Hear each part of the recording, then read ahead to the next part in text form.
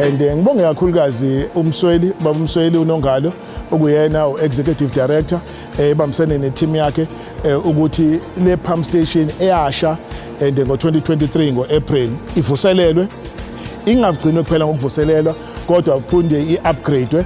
Yabona ke manje uku-upgrade sokwenza ukuthi le pump station ikwazi ukuphakela indawo ebekade le pump station ingaka-upgrade ingakwazi ukuziphakela.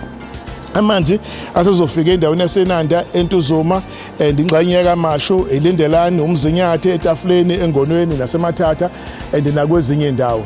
And kunendawo ke ezagcina ukuthola amanzi ngo-2019. Ama-pumps akule ndawo lendlwana lesikuyona awu-15. Kunama pumps ekuthiwa ama-standby pumps okusho ukuthi makhona eyodwa efailayo ipump kudinga ukuthi replace. Akusazudinga manje lokufonela eThekwini noma kufonela kuphi la ithenga khona ama-pump station, izovela ithathwe khona la eduzane khona la ngaphakathi kureplacewe le ekuyona esefailayo. Le nqalazinda njengoba sikuyona nje akuyona kahulumeni kodwa yomphakathi abayigade ngoba lapha emphakathini ukuzophakelela abantu amanzi and izosiza wona umphakathi. Uma beyibulala bazobe bezama ukuyigwaza bona ngokwabo. Sibonge kakhulu ke bakwethu. Thank you very much.